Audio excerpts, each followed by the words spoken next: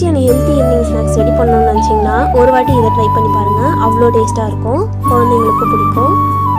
இதுக்கும் ஒரு கைப்பிடி அளவு வெந்தயக்கீரை எடுத்து அதை பேனில் போட்டு நல்லா வறுத்து எடுத்துக்கலாம்.